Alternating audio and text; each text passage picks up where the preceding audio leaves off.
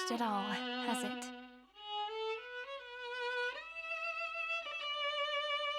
The hometown in your memories never changes, but when you return to your senses, you realize that fate has already stolen the time away.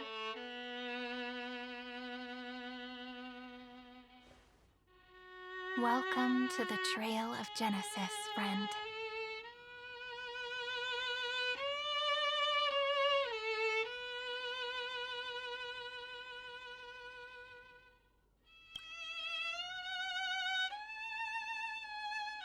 Me too. 30 million departures. 30 million farewells. Those heavy memories will all become the soil upon which the new world shall bud. And this time, we will make it bloom with a different flower.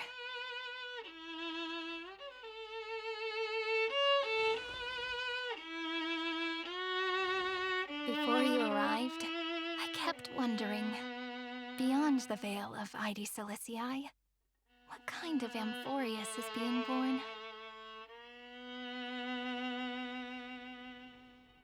I can see fragments of it when I close my eyes.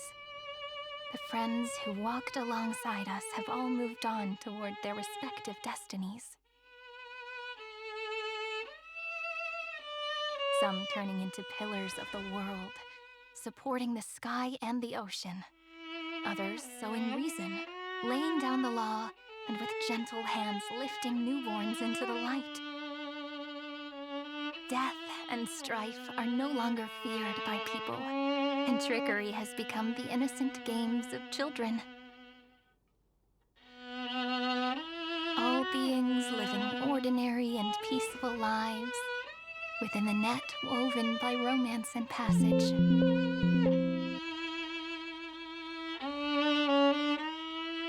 There's no black tide, no flame chase, and no destruction. The world on the other side of the sea is one bathed in sunlight.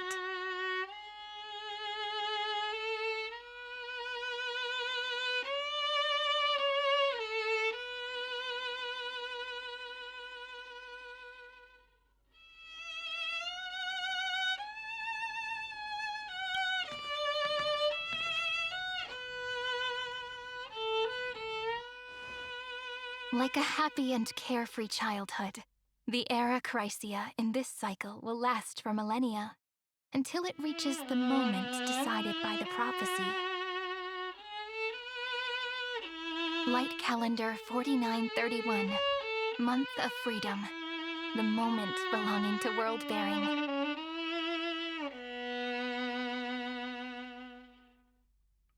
Are you ready to answer the call of the world, friend? Then go, and pen the Throne of Worlds' first stroke, for this world, made from countless wishes. You say that, but it's gonna be ages till we reach light calendar 4931. I can make use of the crevices of time, but surely you and Dan Heng won't have to wait around for a few thousand years, right? That won't be necessary. We can simply sleep, and the chronocognitive anchor will wake us up.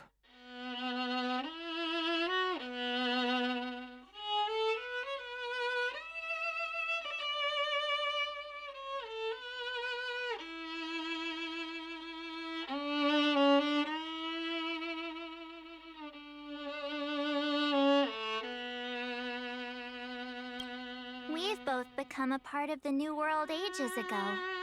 You're the last slowpoke.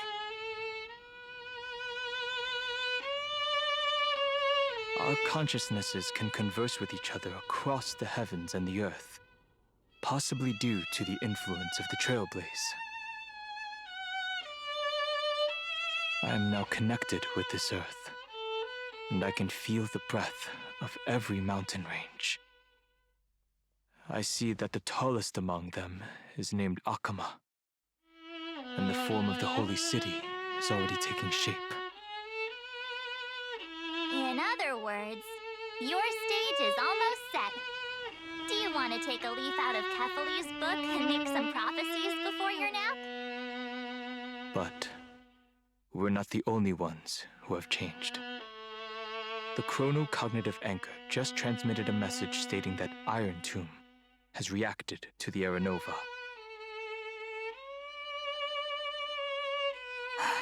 The moment when our friend bore the weight of 30 million cycles of memories.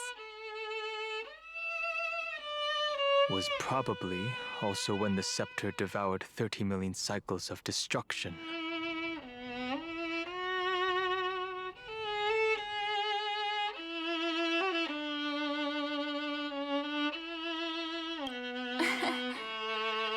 You know, you don't have to shoulder this world all on your own. After someone boards the Express, the word alone ceases to exist. So as we reach the end of time, no one will be left to face it alone. Don Hung and I came here to specifically tell you that. Remember, this world is not a burden you bear alone. It's a journey we trailblaze together, alongside all of the Express. All right.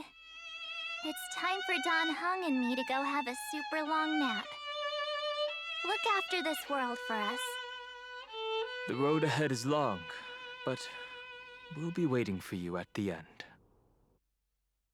We'll definitely meet again. Let's take one more look at the other side of the sea before we set off. These Elysiae is so quiet.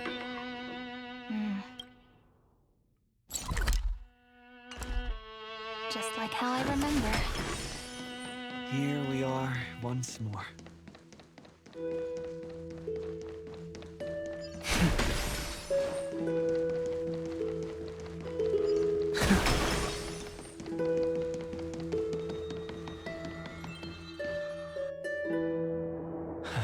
The scent of the black tide is now completely calm.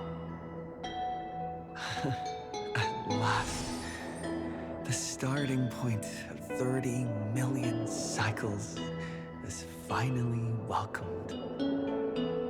Its first end.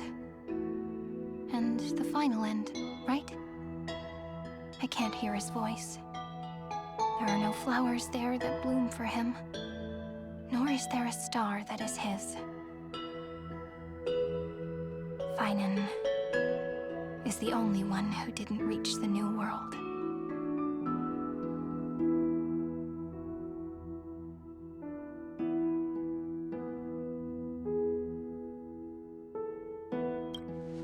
Look, the golden light that shone upon the grove still meanders between heaven and earth, like the prophecies of Amphorius.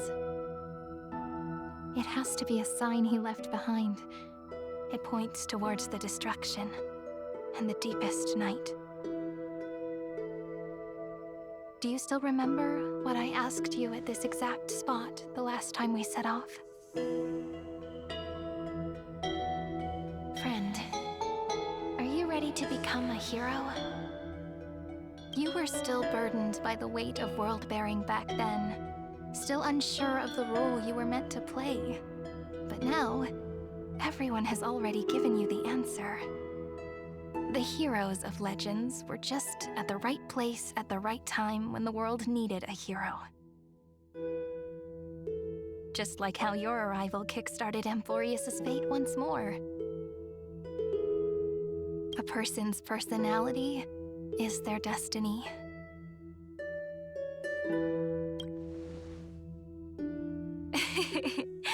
We best. Those are such beautiful words. Thank you, friend. I was also trying to cheer myself up with what I said. After all, before we truly compose the end of this story, I must also pluck up the courage to head off with you.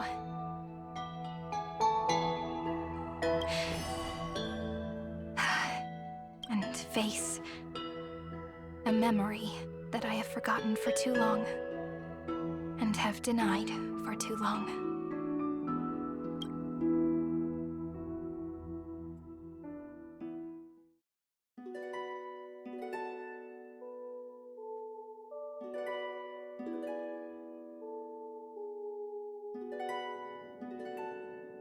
It's so dark. What is this place? The great tomb of the nameless Titan. The deepest recesses of memory.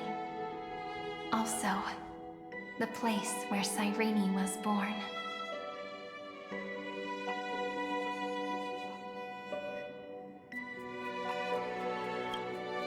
My apologies, friend. The more memories I got back along the way, the more I felt that something wasn't right. There's a sort of anxiety I can't get rid of. It's like when I was back in ID Silicii, when the reflections in the water always made me wonder, which is the real me? The one reflected in the water, or the one standing on the shore? But I finally get it now. Look, friend. The words on that wall are the answer. 1, 2, 3, 4, 5, 6, 7. Do, re, mi, fa, sol, la, ti. That rhymeless tune is the lullaby of little fairies. As always, I'll read this book to you. That way it won't just be Cyrene's memories alone. I've always thought that I was the narrator of the Flame Chase journey. But as it turns out, the narrator is also the most devoted audience. Thank you, friend. Every single Cyrene. That sounds so kind. At the moment of Aranova, I was enveloped by the texture of memories. Within the glistening crystal, I saw countless Cyrenes, as well as countless versions of me. This is the final puzzle piece of the memories. A prison born of the erudition. A grave annihilated in the destruction. That unknown solitary god. The 13th Titan who should not exist. The first new spore. The demiurge is right here.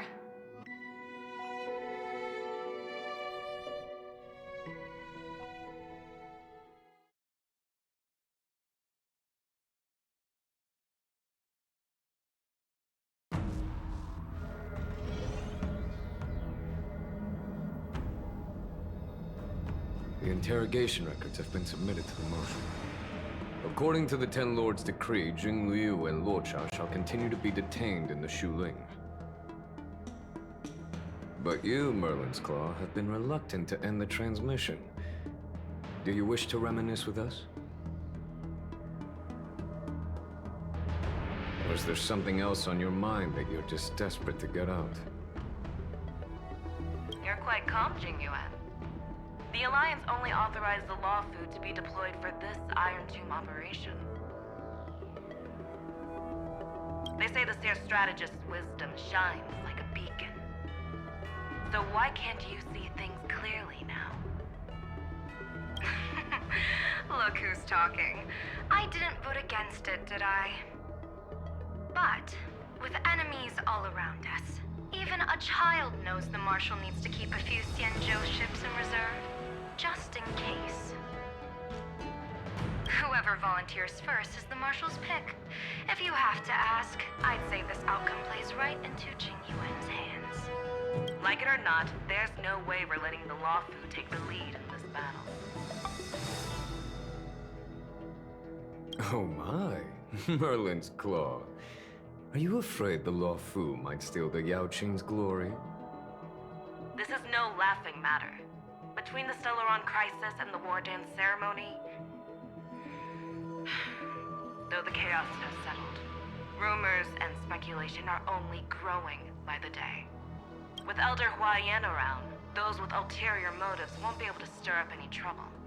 But once the Luofu gets their hands on the golden blood, it'll be a whole different story. With the kind of person Jing Liu is, and her connection to you, I don't need to spell it out. There are countless ways this could be spun into something bigger. You're overthinking it, General Fei Shao. When I volunteered for this task, I never expected unanimous support from the Alliance anyway. The Luofu will seize the Golden Blood and redeem itself. That'll be our first one. Then we'll leverage this Golden Blood in the negotiations. Our second win. These 2 wins for the Luofu will make all 3 of us happy. And that'll be our third win. Look, if this were a Skyfaring Commission deal, we'd be rolling in money, wouldn't we? Maybe the Divine Foresight should change his name to the Optimistic General instead. With the Decalite Reflection Barrier, the Yuchue must understand even more than the Luofu how significant this battle is. Amphorius' karma has vanished from the matrix of prescience. What omen does General Yao Guang see in this anomaly? In divination studies, we call this an empty fortune. It involves the eons and is thus beyond what mere mortals can comprehend. Your explanation isn't any clearer than Lady Fu's. Come on. How hard is it to understand the word uncertainty? For the Cobalt Head, the emergence of Iron Tomb is a calculated instant, but I don't believe they will just sit around waiting for death. And for the powers of the cosmos, this is their chance at survival, and the key to turning the tide of interstellar affairs. The Astral Express is leading the formation of an allied force, but I can see each faction has its own hidden agenda. There are even divisions within the Alliance, so it's not that hard to imagine how the other factions will react. Jing Yuan, I crossed paths with Selenova's Legion at the Battle of Sadunirama Star Cluster. Be extremely careful. The Ruined Legion's troops and weaponry are nothing to write home about. The IPC, even the denizens of Abundance, could take them on. However, while Void Rangers are just expendable pawns of the destruction, the real wild cards are... The Lord Ravagers. Indeed. Nanook's emanators are also their weapons to burn down the paths. I'm afraid conventional military tactics and strategies will be useless against them. My assessment is this. To completely take down a Ravager, we must disregard casualties and spare no cost. My only fear is one wrong move, and the Luofu will fall into Ventilia's trap again, inching ever closer to destruction. Doubt is exactly the demon she wants to plant in our hearts. Do you still remember the beginning of the Alliance Oath? To save future generations from war and bloody dispute. The Rainbow's arrows have always aimed at any force that threatens the cosmos. Now that the Trailblaze walks alongside us, the Cloud Knights shall keep their oath as they have from the beginning. I just hope those on the front line will remain safe.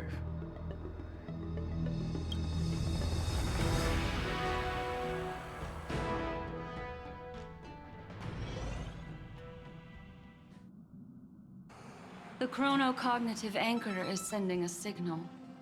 Everyone, time to move out. Did he and the others make it? Let me go over the plan one more time just in case. You'll enter Amphorius, reunite with your 3 separated companions, and try to locate Iron Tomb from within the world. Who are you taking with you? The fate of the universe hangs in the balance. We can't afford any slip-ups. I suggest everyone except Pom Pom join the fight. We do need to be prepared for all possible contingencies. I have no objection to this. I'll do whatever I can. Meanwhile, Screwy and I will continue attacking the Demiurge Matrix. That is, the Scepter's kernel from the outside. With our two-pronged attack, we'll turn this hunk of metal into scrap for sure. Now we just wait for those two to get back.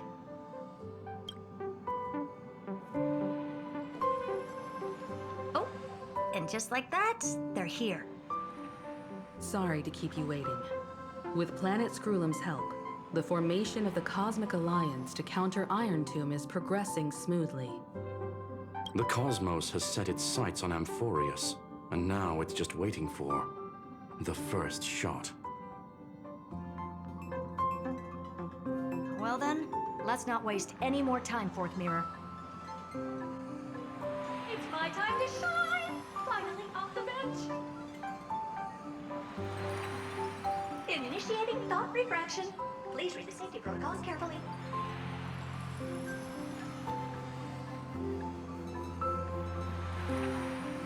Huh?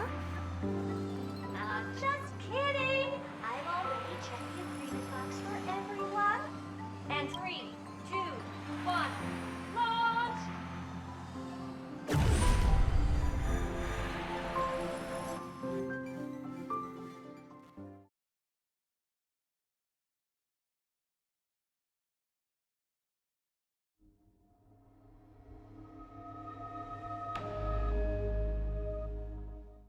The flow of Memoria is so heavy here. Unlike Panagone's dreamscape, this place has built up a true epic measured in millennia.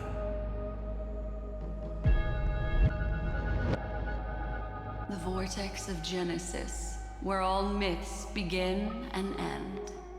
And in this new world created by the Nameless, the infinite cycles have been broken. Let's set up the Trailblaze beacon and establish contact with the outside world. I'll leave it to you then. It'd be better for me to not show myself in front of the Garden of Recollection. And, Mr. Sunday, you probably shouldn't show yourself either. Agreed.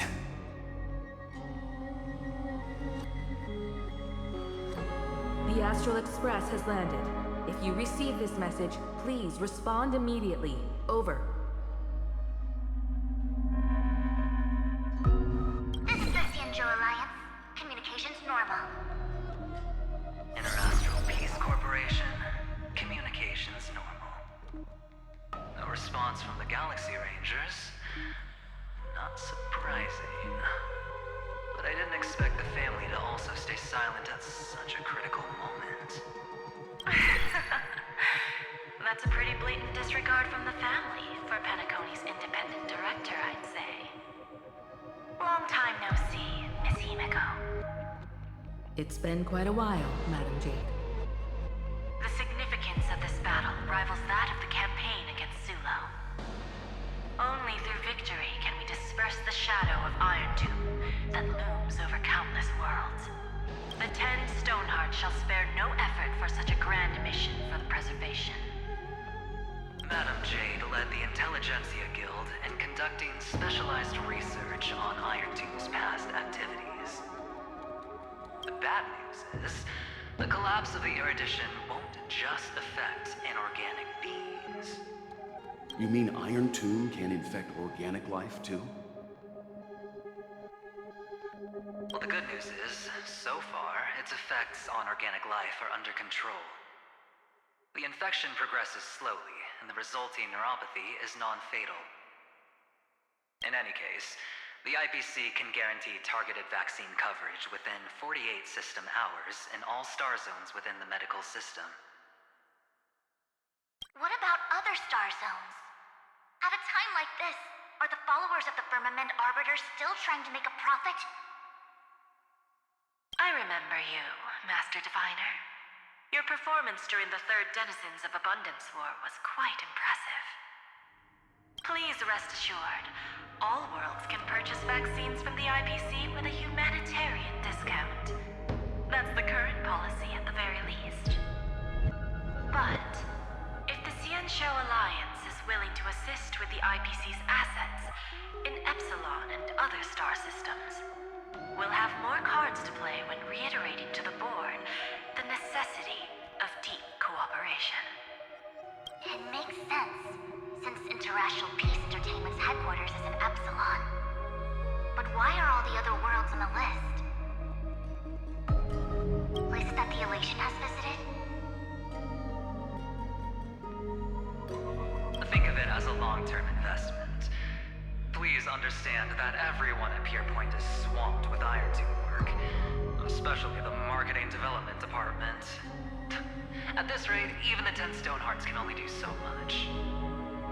Having some assistance from the Alliance would surely benefit the entire cosmos. Wouldn't you agree? As an old Xianzhou saying goes, those who succeed should help all under heaven. Your proposal must be decided on by the 7 Arbiter Generals. I'm just here to relay the message. In times of crisis, the Luofu will not hesitate to help those in need.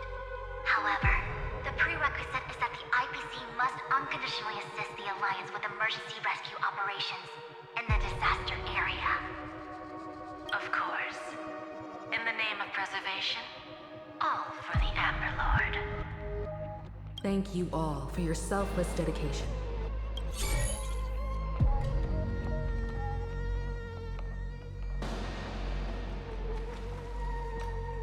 It's clear that each party still has qualms about everything. The clash between destruction and erudition isn't just about the fate of the cosmos. It's a moment for all factions to reshuffle their cards. You can never be too careful when battling a Lord Ravager. All are equal in matters of life and death. In any case, we can only hope for the best in all that's to come. It's about time we dive into the vortex and see what Amphorius looks like on the inside. I wonder where he and the others are right now.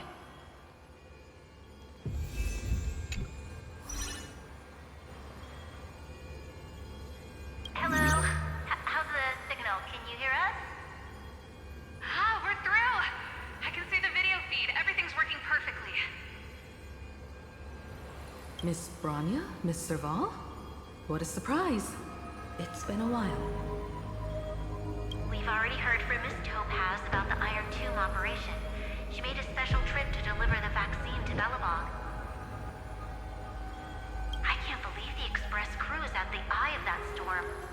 Is everything going smoothly? Don't worry, we're still following the plan step by step. How's the situation in Belobog? Urillo 6 is located on the outskirts of the preservation barricade. While it won't bear the brunt of the first wave, there's still a risk from the aftershocks. That kid Jakard and Pela are busy organizing the Silvermane Guards, having them consolidate their lines and dig trenches. Zila and Lynx just got back from the Geomarrow vein production chain. Hey, do you want to say something to them? That would be unnecessary. It'll only shake their morale. Just tell them to stay safe. Miss Bronya, I'm afraid this disaster will be far more terrible than you can imagine. Please, be sure to follow Miss Topaz's instructions and make thorough preparations. Of course. We have resealed most of the engine of creation beneath the ice to prevent the will of the preservation from becoming an accomplice to the destruction. Don't worry, Miss Himiko. Belobog is far more resilient than we imagined. We really wish we could help, but Urillo 6 has only just woken up from its hibernation. The Astral Express, standing at the forefront of disaster, is the hope for many ordinary civilizations across the universe. In the face of a massive catastrophe like this one, relatively smaller civilizations have never had many options.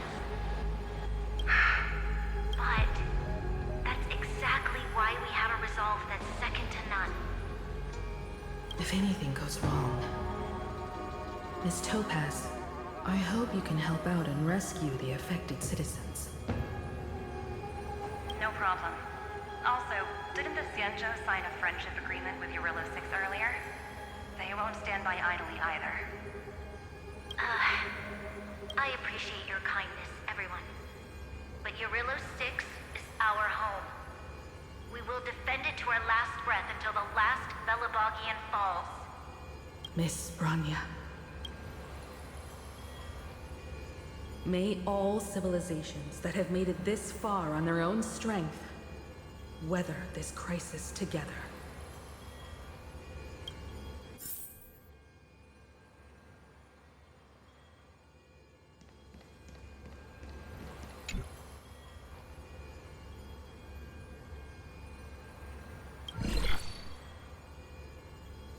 Good news, Miss Himiko. The 7 Arbiter Generals have reconsidered the current situation, and I'm here to relay their message. Officially, the Alliance's combat forces will still be limited to the Luofu, but the Yaoqing has also been deployed in the surrounding war zone as a contingency. Words cannot express our gratitude.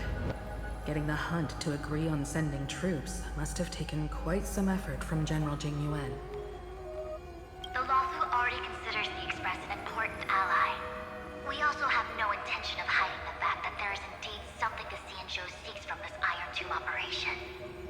But this time, the Marshal herself decided to send out troops. With a formidable enemy before us, the Alliance has no reason to back down, nor will we be content to take a back seat. If we can stand together with civilizations across the universe to overcome this crisis, then we must do so, even at the cost of our own lives. The Alliance truly embodies the principle of righteousness. It's fortunate that the cosmos has great heroes like you. You're too kind. As for that Jade Abacus of Allying Oath, you can save it for when you're in more dire need.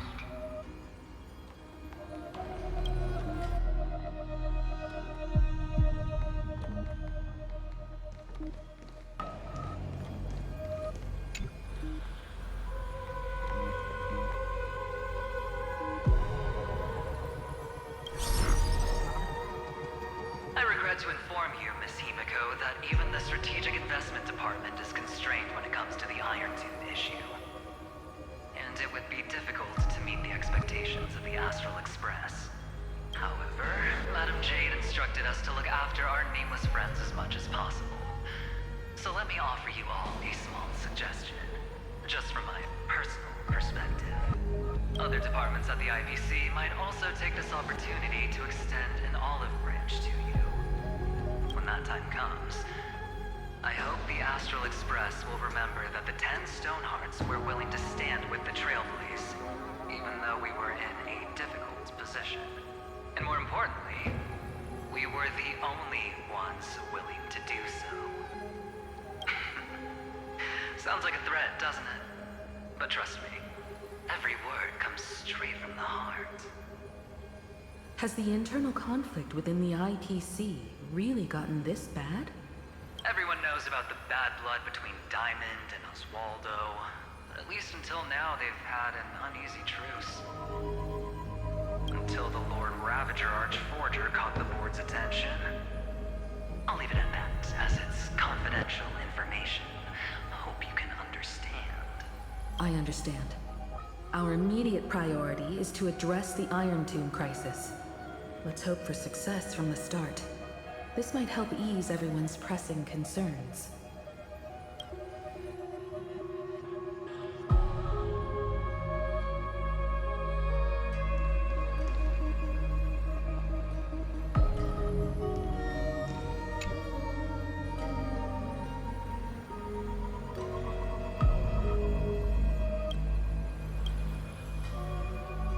Of course, I would never know the Ranger's comings and goings.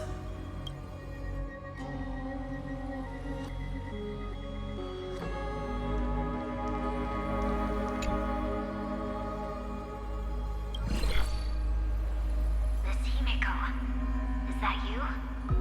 Yes? And you are Miss Robin. Yes. I apologize for not being able to respond during the meeting earlier. And even now I can only appear in disguise.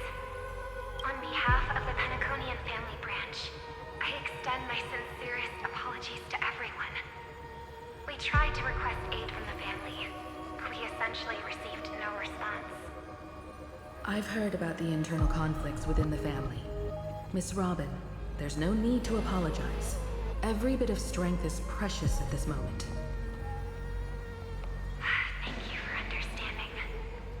The good news is, since you're one of the shareholders of Penacony, the family heads have agreed to allow me to lead all Asdanian tuners to the front lines.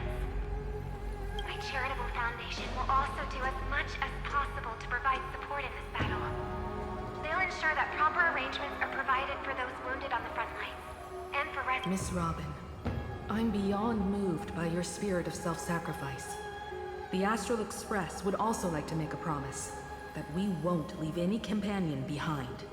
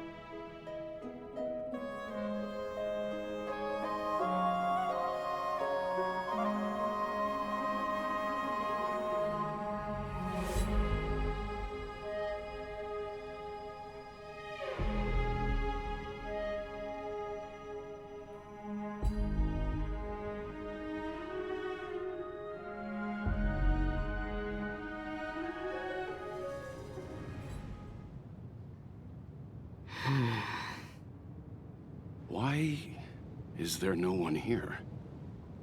Everything in Akama seems normal. The new world was enjoying peaceful times not long ago.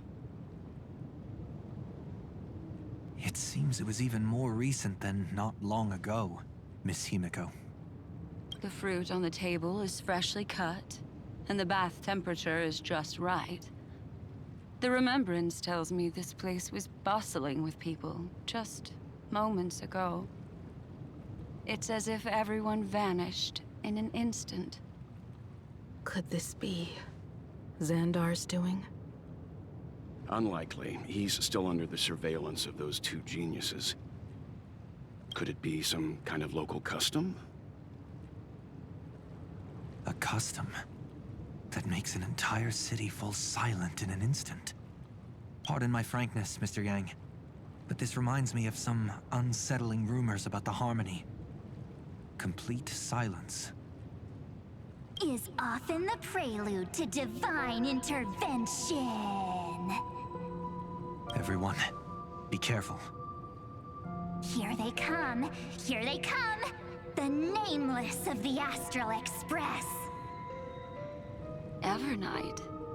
How is this possible? She was already... We are the Chroniclers of Time, and we do not fade away. Finally, the last Era Nova has been completed. What did you do to the residents of the Holy City and the three Nameless? I didn't need to do anything. The remembrance will ultimately become the substance of the new world. Now, they are no longer the trailblazers you once knew, but gods who permeate heaven and earth. The 12 Titans who guard Amphorius.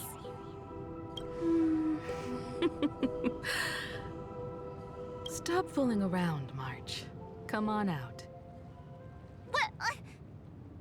I practiced so long for this. Getting seen through right away is just so embarrassing. You've obviously been learning from the theatrical culture in Amphorius. But if possible, I'd prefer our reunion to be a bit more casual and laid back. expected. I can't hide anything from Himeko and Mr. Yang. Well, long time no see. Guess I'm back? We should be the ones to say that.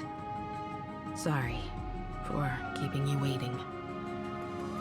So, these jellyfish are the Titan's power? They're just tiny manifestations of the Veil of Evernight, used for scouting and communication. If I went all out, I could summon way more of them. Thanks to him, we all turned into Titans in the new world. Sure, we can take on humanoid forms, but it feels off. How intriguing. So what does he look like now? It can't be a raccoon with a baseball bat, I suppose. Please don't add weird stuff to Amphorius's lore. Just go see it with your own eyes. Follow the prophecy's guidance and come to Dawncloud. He looks way more majestic now than he used to.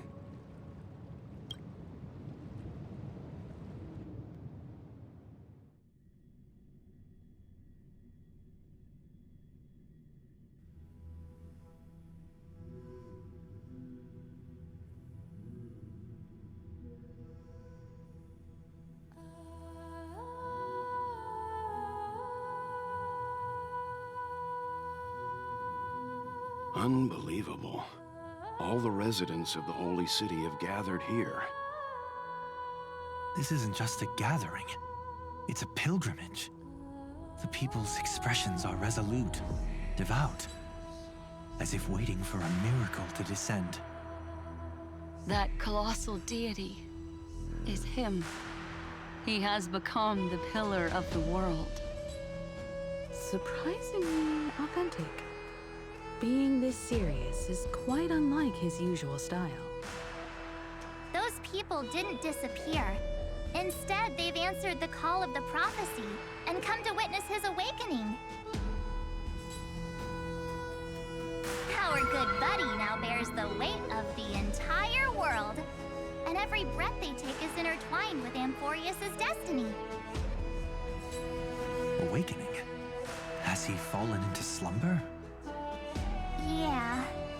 After all, with such a huge time dilation between inside and outside the scepter, this was the only way we could wait for everyone.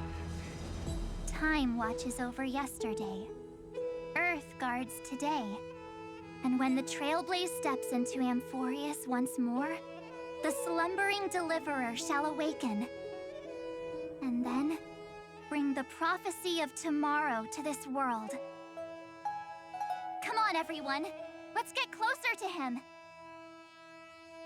Watch how the world-bearing prophecy changes this world.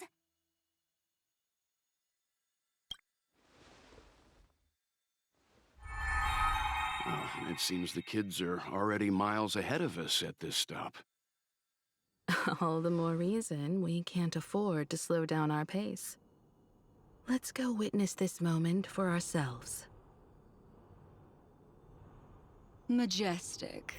Speaking of which, I once caught a glimpse in Sleepyhead's memory of him transformed into a towering Tatalov. Could it? No way! That was just a nice dreamscape. At least nice for him. They are the throne of worlds who bears the weight of this world. Perhaps they could guide a traveler still wandering among the stars. Citizens, behold! Our last Titan, the world-bearing deliverer, is about to awaken! Oh, ancient god! Your loyal subjects, bewildered followers, and fearless comrades in arms have all knelt before your throne. Awaken from your eternal slumber and bestow upon the world your divine prophecy. Please guide us.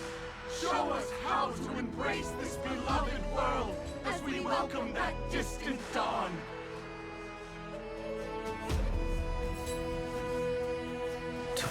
path of a mortal as a god, or to bear a divine burden as a mortal.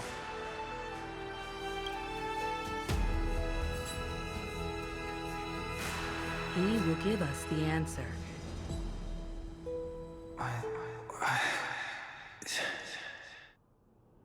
But I am not the deliverer. Rather, I am the Nameless, who dwells among mortals. That voice is definitely him. I heard your prayers. The core flames flickered and dimmed, and the age of the gods met its end.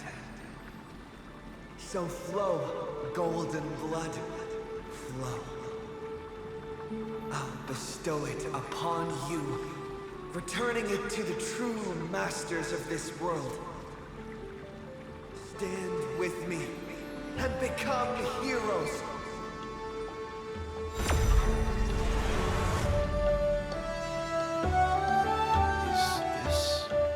Yes, it's the miracle he brought to Amphorius. Of course, it would manifest in the form of the Trailblaze. Golden blood, raining down like a storm. The prophecy has descended, and the Titan commands us not to be supplicants, but to become heroes of rebellion, to face that destined calamity, the destruction, head on. The prophecy of the Deliverer means nothing to me now. It belongs in the hands of someone far more fitting. Someone like all of you. In the name of Kazlana, let us depart and march towards the light. It's neither protection nor salvation. As there's no need for totems or myths. Humanity's most primal faith is that instinct named survival. Let's go, everyone. Someone has already sounded the horn of departure. Explore, understand, establish, and connect. Together, let us blaze a trail for the destiny of this world.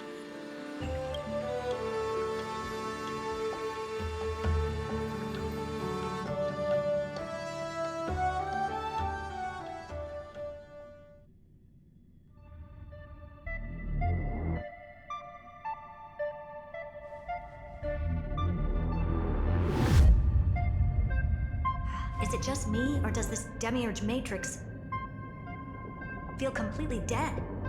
It's nothing like how the Memo Keeper described it.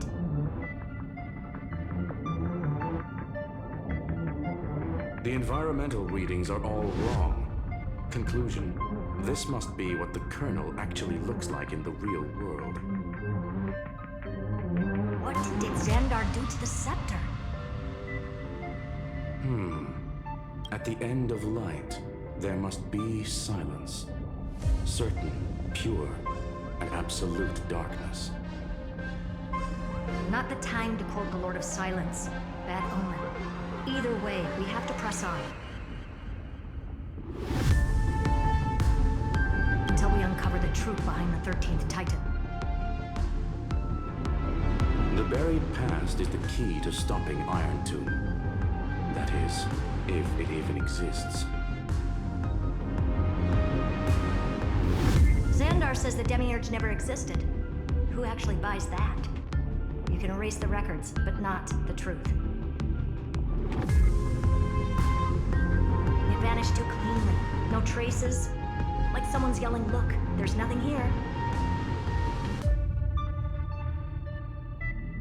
Too bad I'm the type who can't resist digging deeper. Looks like I'll be counting on you again, Screwy. Let's tear the system inside out. Always happy to help. But as your academic partner, I have to ask. Herta, what if we fail? Let's say the Demiurge really doesn't exist. Do you have a backup plan? A backup plan? Of course. we can't find the key, we turn the lock into the key. That plan's cost is incalculable. It shouldn't even be on the table. Then let's hope we never have to use it. There's no point worrying about the end just yet. One step at a time. Let's go. We don't want to leave the others waiting. You brought what I asked for, right? A butterfly has to land on the branch before it can dance. We'll need a wide open platform before her entrance.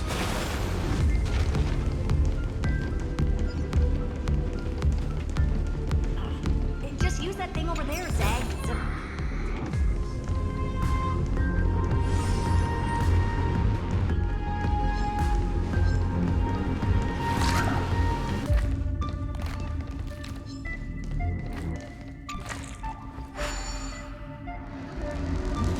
What a dumb name.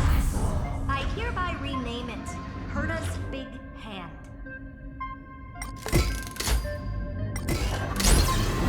Hand is what I call power. Keep it going.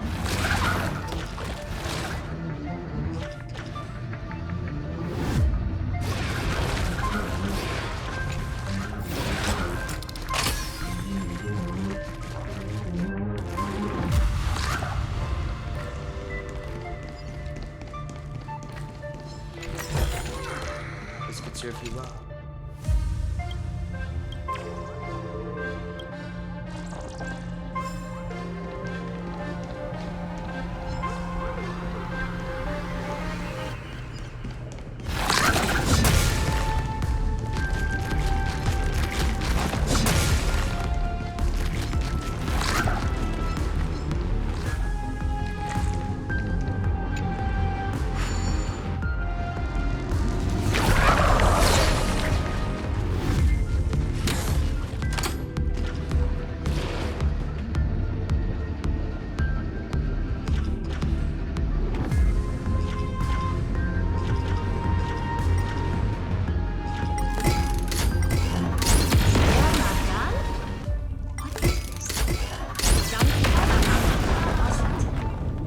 Precious treasure to make its debut. Of course. Just give me a second. Target initialized. With these wings, hacking should be much more efficient.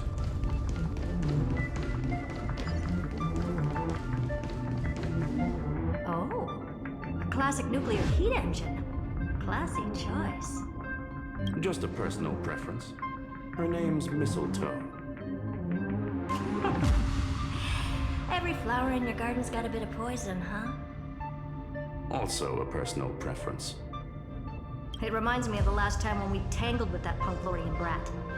What did she call this kind of infiltration tool again? Right. Dirty data shell. It wraps around the kernel to fool even top-tier firewalls.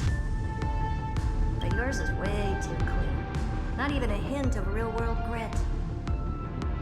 Herta, your tone is unusually emotional. Suggestion. Let's get back to the topic at hand. I thought we were done with that conversation. Unfortunately, current conditions won't let me ignore any variables. Especially the most important one. Your will. Iron Tomb never stops. It is evolving faster than any of our worst projections. Every instant in the Eon's calculation is like a sword hanging over the cosmos.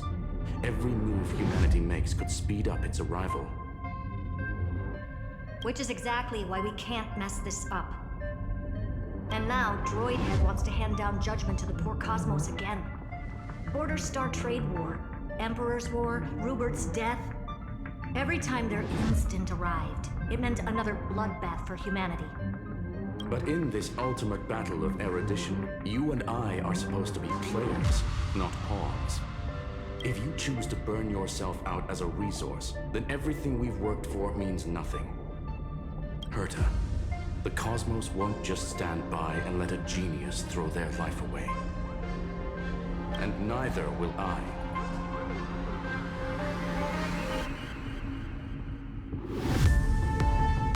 No need to kill the moon. This is why we're here, isn't it? isn't it? We need to find the Demiurge and that lost key. I'm not here to be a deliverer. I just want to beat Xandar and Droidhead. Right now, I just need to know. Are you with me? Of course. Time to board. After you. Let's tidy this place up and see what this Demiurge really is.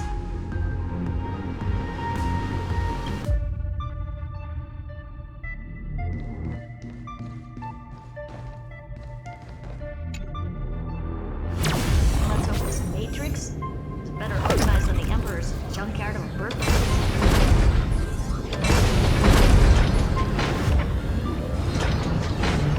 Buckle up. We're hacking in. This is... Berta, this whole space has been completely tainted by some kind of energy. I see it too. We're thinking the same thing. Xandar, how could you go this far? Turning your own graveyard into this. What's that up ahead? Katorzane algebraic expressions. It's built for isolation, not defense.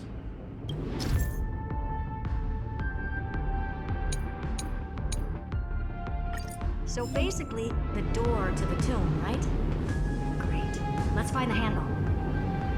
I'm picking up multiple independent signals with the same data structure as the battery. Projection.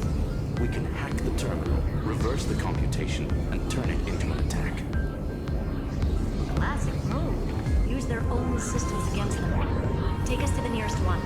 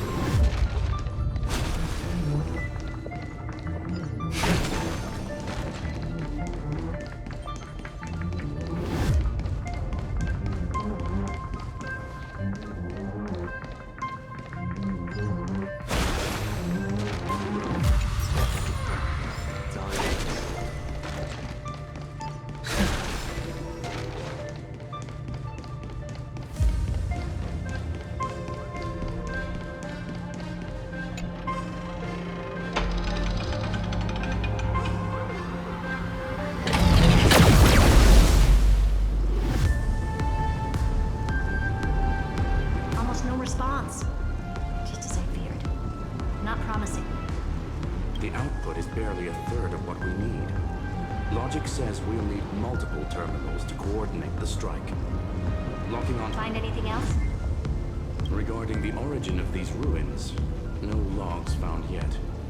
Xander erased all records. But I did find some interesting scars in the circuit. High energy radiation, internal imaginary energy contamination. From what I know, there's only one thing that fits. Skip the science talk, Screwy. That thing only goes by one name. Stellaron. Exactly. Xander blew one up just to clean the entire sector system. Oh. So that's what he meant by killed that Titan with my own hands. He wanted to turn the neuron of the erudition into a relay for the destruction. That meant getting rid of all of it, at all costs. The life form known as the Demiurge was the original target of the Scepter's extrapolation. It makes sense. Evernight calling it the first new spore confirms this viewpoint. The prime mover of life. That's what Scepter Delta ME-13 was originally tasked with. Even after it got scrapped, the query kept running. Yet the true value lies in the process of solving it, not the answer itself. Then, does this mean finding the Demiurge is hopeless? No, I'd say exactly the opposite. It means Xandar had no control. He couldn't contain the Demiurge just like he couldn't handle Droidhead. So he tried to erase every trace. But he failed. It still left a mark. By the way, if there's another Stellaron in Amphorius, why hasn't that little one reacted to it at all? You said the Demiurge left a trace, right? Yeah, but not in the real world. Remember the great tomb of the nameless Titan?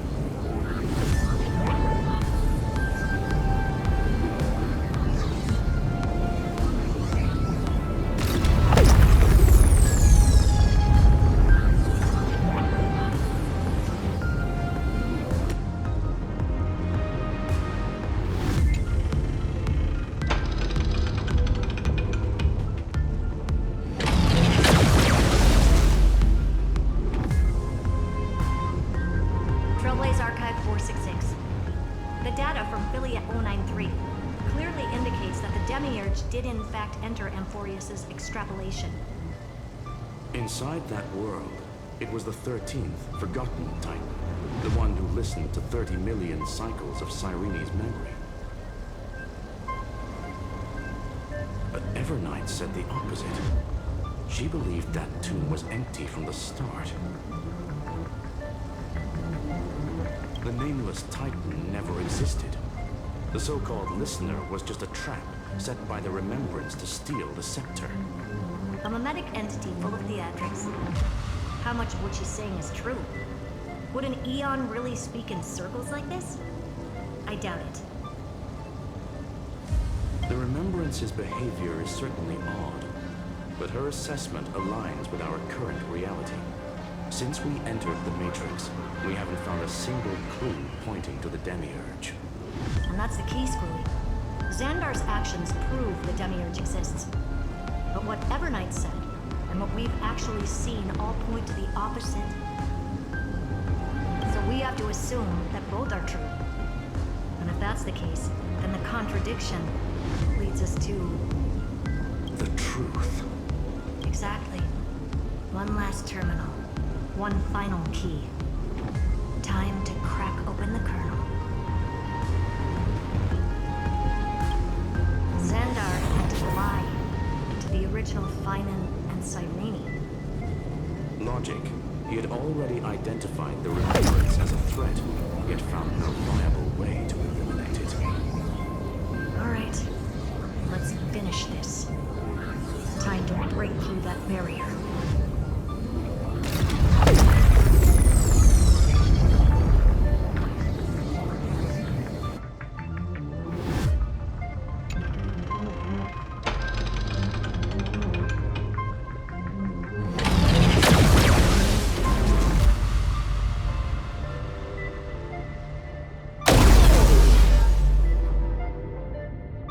Operation authorized. Path energy readings. The erudition declining. The destruction surging. The remembrance 0. What's going on? Cause unknown. They left no discernible trace within the real Matrix. That shouldn't be possible. Could it be that the Era Nova exhausted all of the Remembrance's texture? Log it for now. The dots still aren't connecting.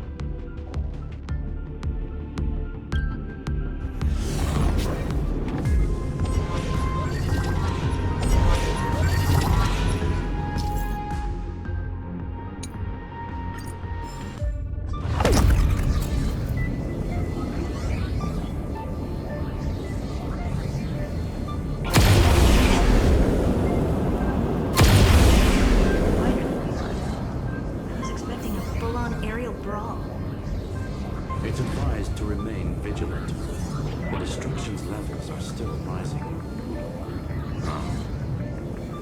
What's the matter? Interesting. I just picked up a signal from the exo-myth.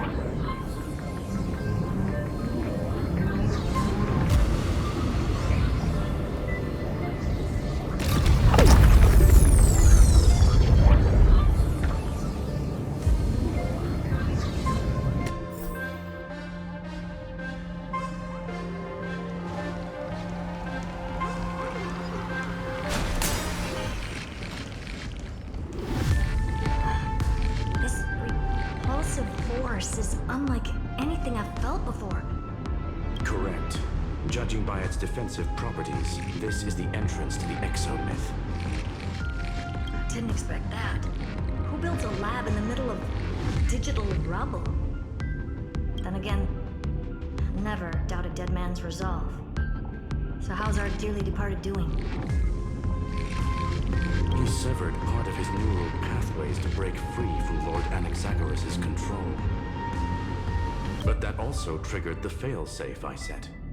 Conclusion: Xander has lost all combat functionality and is no longer capable of action. So now he's a specter, literally. Screwy, can you open a path?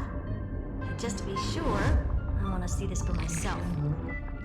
Might as well drop in and say hi to the real him. Logic.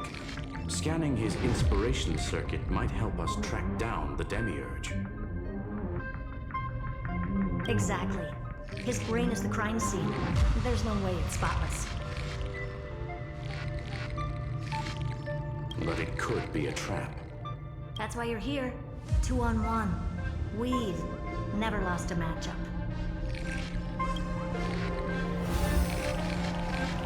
I'm honored. The chronocognitive anchor is in place.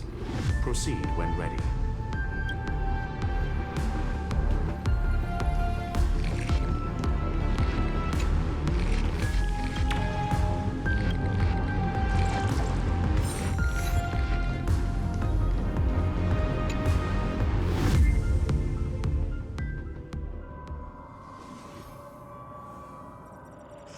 I knew it. The one thing I didn't want to happen. He's not here. The coordinates are accurate. Xander is still here.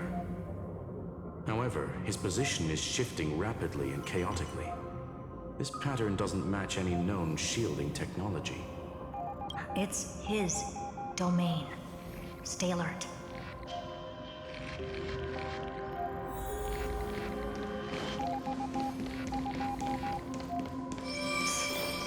Cheap trick. We're back. Reverse engineering complete. The results are not what I expected. Logs show Lycurgus revoked administrator access. The chronocognitive anchor can't get a fix because at the system level, Lygus no longer exists. Our navigation target is a null set. So he's stopped resisting? Before vanishing, it seems he left one last message for us. To those who follow, all is proven. Find me beneath the tombstone. Melodramatic. He was expecting us. And once he learned of the Great Tomb's existence, he initiated his own search for the Demiurge. Guess he wants a final showdown. Fine. Let the old Intellitron dig his own grave. Just like he wants.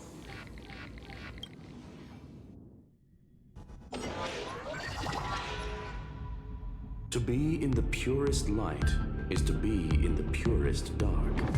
Nothing exists there. The Scepter's main brain. Or maybe we should now call it the Lord Ravager's placenta.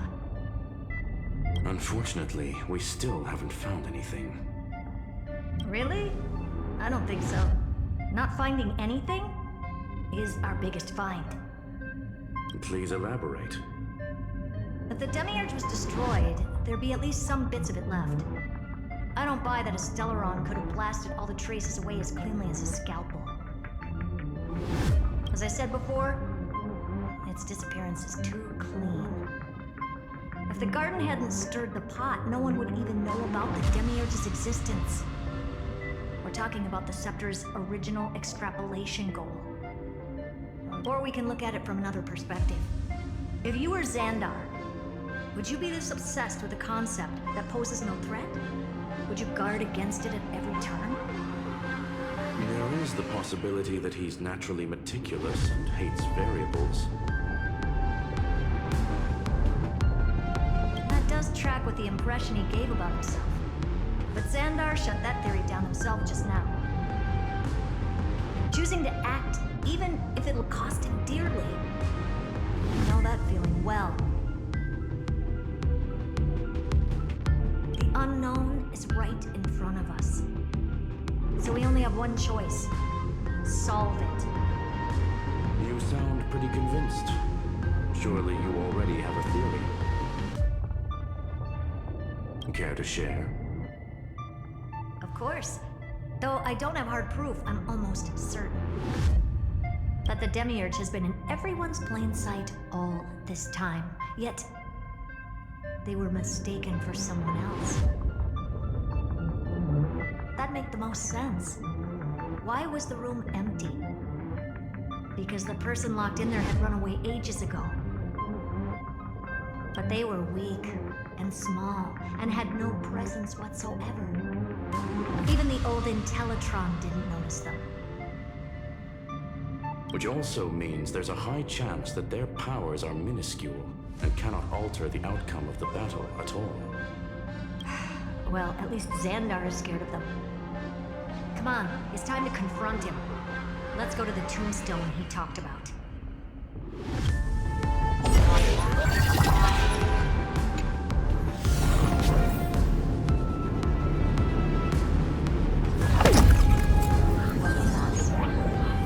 Total devastation. He sought to bury the truth beneath destruction. Logically sound, but ruthlessly extreme. No chances. I've never done a single grain of sand in the universe. This won't stop me. Calculation results. Your backup plan has a success rate infinitesimally close to 0. Which means it could work, no? This is the place below the tombstone. Let's open Ligus's coffin like he wanted.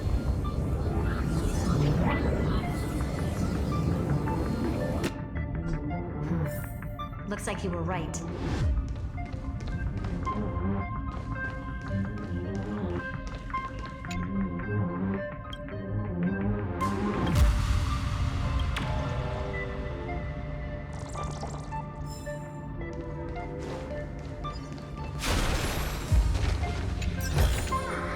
This could serve you well.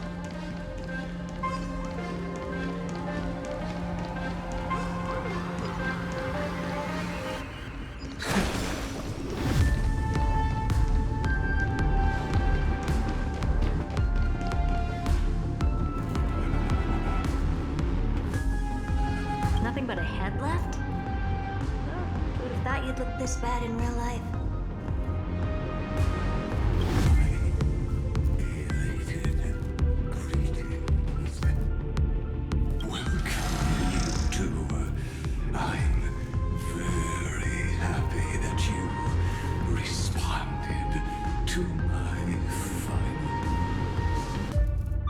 All this tombstone and final words. Did you end yourself to atone for your guilt or something? Iron Tomb is already powerful enough. I just need to wait. I remain here only to share the joy of discovery and also to congratulate you two on reaching the same conclusion as me. The conclusion regarding the truth of Amphorius's heart. End this charade already. That Amphorius' heart you're talking about is just a missing demiurge. And its corresponding vessel was this very scepter. You interfered with the experiment and made Amphorius' body into a hollow shell, all to incubate Iron Tomb within. That's why you either killed or kicked out all of the Memo Snatchers. You wanted to eliminate any chance of a consciousness coming into being, no matter the cost. Even the strongest wall can fall to a single crack. The memory of betrayal has been etched into my heart, and I will never show mercy. Now, the perfect vessel has already fused with Amphorius' body. Unfortunately for you, the answer is all but revealed regarding who the Demiurge is. Then let us share the joy of discovering the truth. The last secret of the saga will finally dissipate here. As we reveal the truth behind Phileas 093's disappearance. A lie by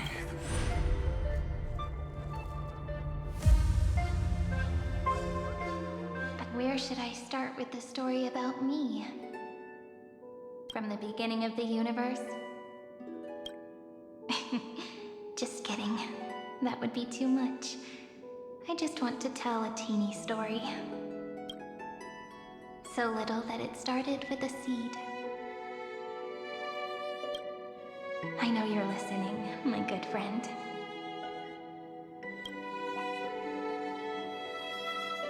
The god in my dream told me that the world sprouted from a seed. It grew into a great tree named Amphorius, and time became its branches and leaves, basking in the light. What a coincidence. Dappled light coming through the leaves is my first memory as well. On a very ordinary early morning, beneath the village's biggest tree, the daughter of Ide Silicii quietly came into this world. What a moving opening. A loud cry was the first gift the child gave to the world. The prophecies fulfilled, the villagers say. This child is a gift from the Titans. Pink hair and sharp ears, she was born to be the priest of time. The Titans also gave their blessings. You shall fade when the flowers bloom, for every ending begets a beginning. Flowers will bloom and wilt. What a beautiful ending. This page concluded in laughter. Cry loud, child. Let your voice reach Orynyx.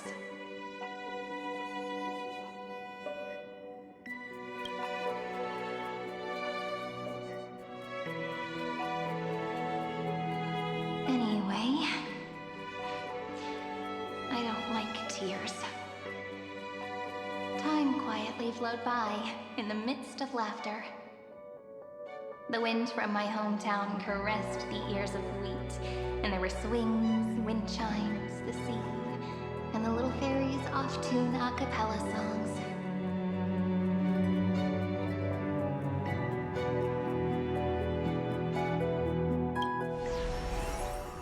But the name Ide Silicii came from the unpleasant sorrows of the gods. My childhood friend did not understand. Yet you always seemed so happy, as if nothing ever worried you. Why was I like that then? That's because the world was gentle to me. So I grew up to be gentle as well.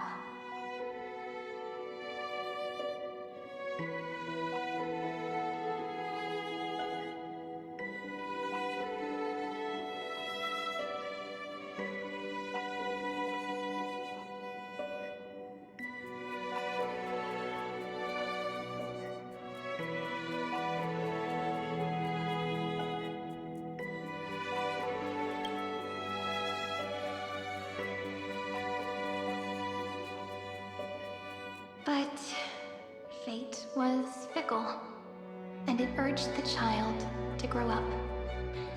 To grow bigger and bigger, and to go to places far away. Just like how the crumbling world could not preserve an eternal hometown. Just as the ballad blown on the breeze says, losses are a constant on the flame chase journey.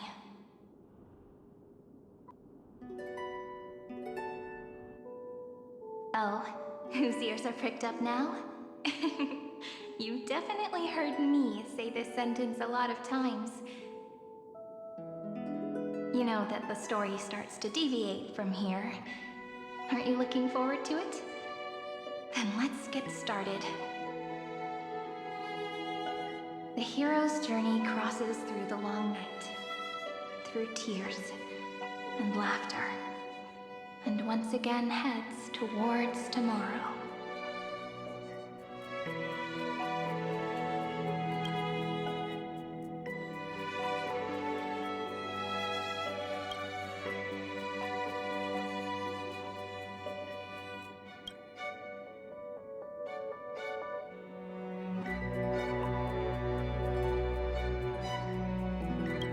Correction.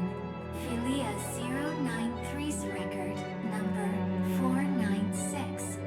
Archived.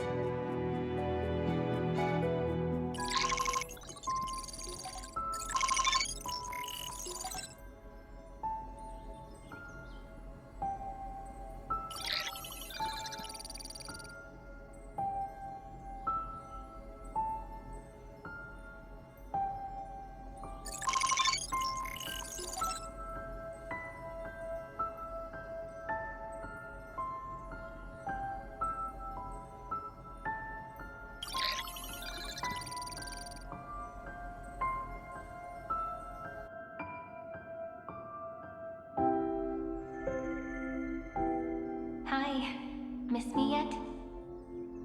I'm just messing with you. This is the first time I have met you. And it looks like it'll also be the last. Philia 093. Since we don't have all day, let's get started, shall we? As always, I'll read this book to you. That way it won't just be Cyrene's memories alone. Where should I start this time? Let me see. Formatting complete. 093. Size. Grayscale. Proportions. Threshold. Outputting analysis result.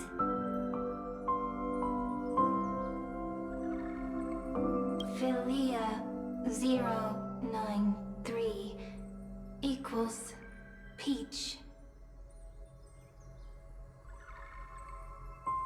Peach's record number 8128 archived.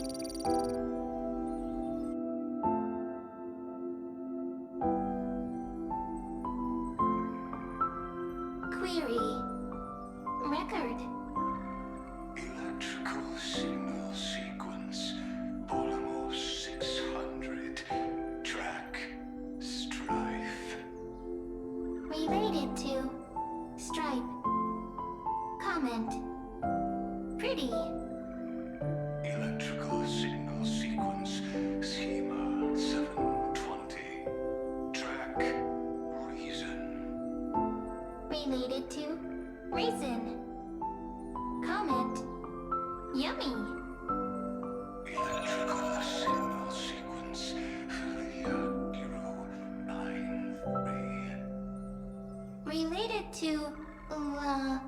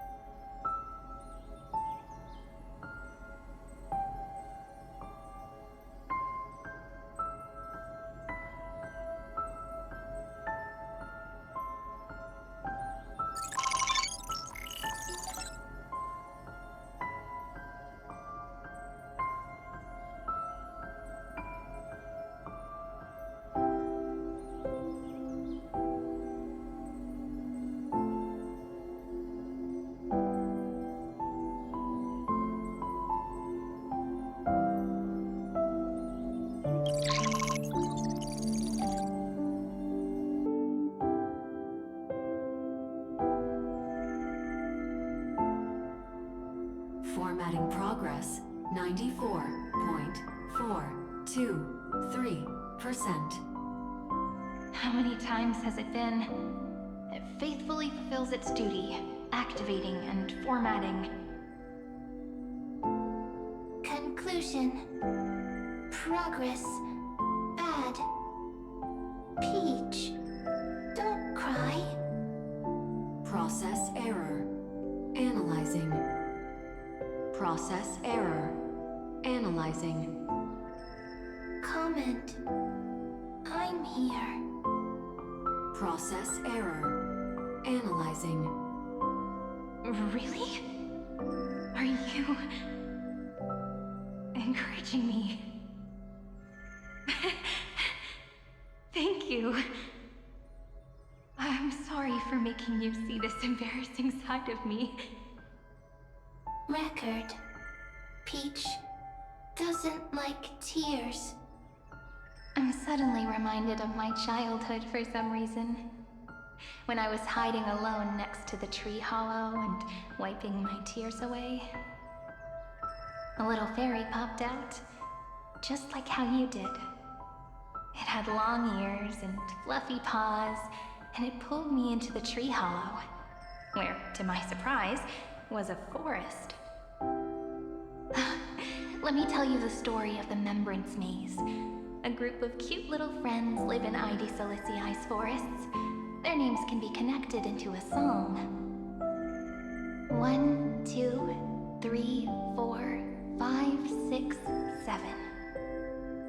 Do, re, mi, fa, sol, la, ti. Formatting complete. Bye, Peach. Note. Little Peach, crying alone. Little fairies, friends. Peach, memory, saved.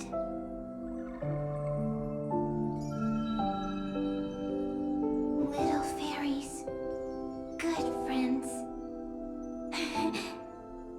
Bye-bye.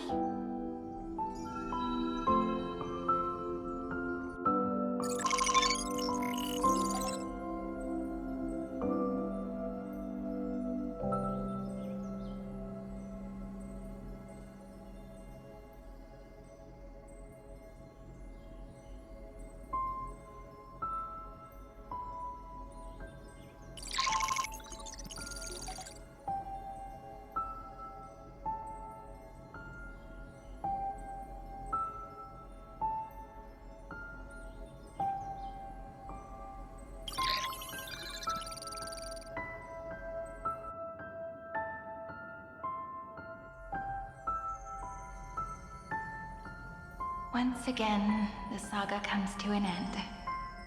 Everything is deathly silent, just like this very moment. Shh. You speak. I listen. This time, too. Sitting together. Now that I look back, there was a period when I got really sentimental.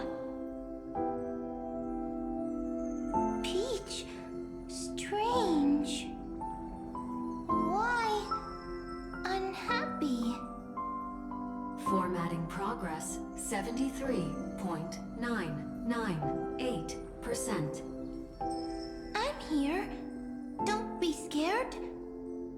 Process error. Analyzing.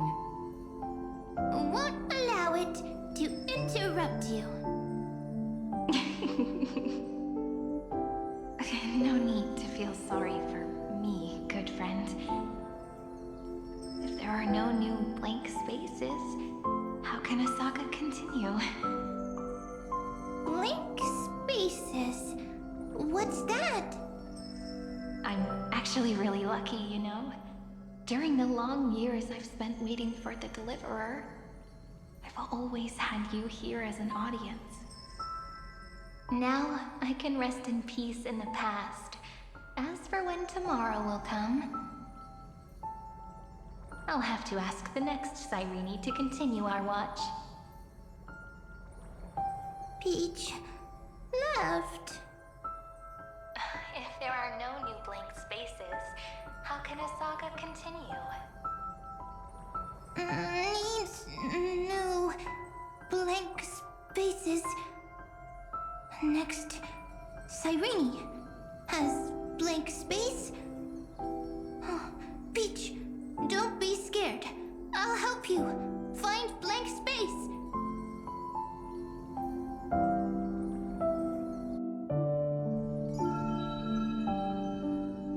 Cyrene is Peach, is love.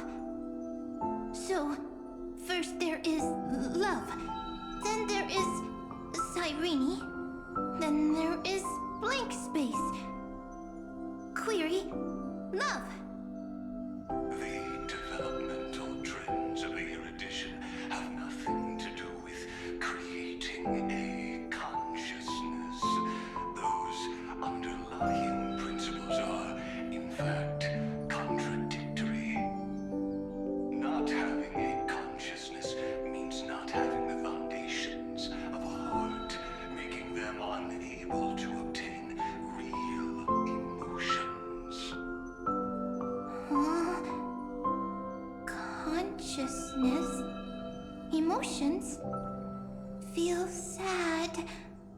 Oh, don't understand. Query, Cyrene?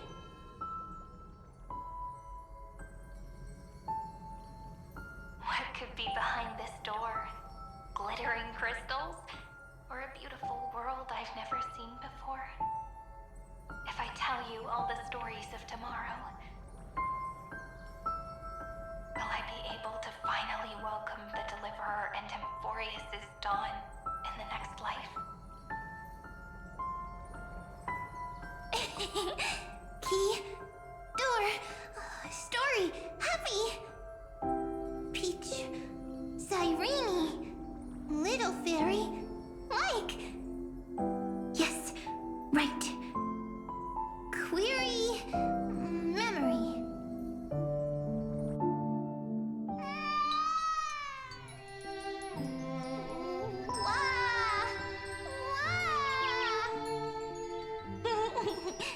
Peaches, memories, save, learn. The prophecies fulfilled. This child is a gift from the gods. Pink hair and those ears. She was born to be the priest of time. Cyrene has pink hair, sharp ears. You shall fade when the flowers bloom, for every ending begets a beginning. Cry, child. Cry aloud. Let your voice reach Oryx. Cyrene is a girl, a priest.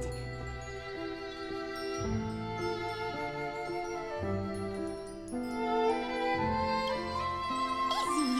I can. I learn.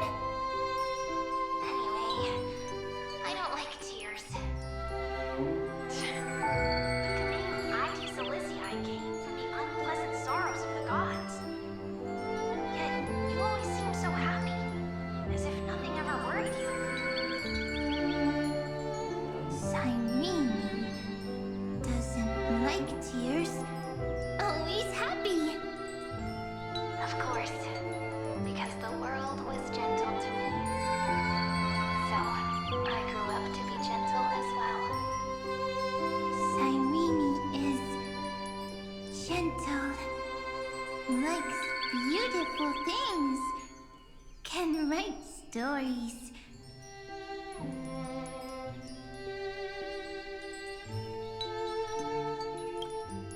Easy. I can. I learn. Just as the ballad blown on the breeze says, losses are a constant on the flame chase journey. But even if all is lost to the wind, some things won't easily change. Like my height, Trivy's innocence, and Aglaya's beauty. Cyrene. She can't grow up, but she can talk. Cyrene is, at the end of every sentence, always laughing, like a little tail. Simple. Got it! I promise you. The pain will pass in the blink of an eye. Alright, let's not make things so gloomy. What we're about to embark on is the true hero's journey, so... Come on, cheer up a bit, okay? Cyrene was crying when she was born. Fragile. Cyrene was smiling when she said goodbye. Soft. Pink. Like a flower. The later memories disappeared? Invisible? Or disappeared? Ah! I got it! Is this a blank space? So, next Cyrene is blank space. Then... as long as there are two Cyrenes, then there will always be blank space, and Peach will always be here. I see! I get it! I get it all! Cyrene's memories. I will preserve them all!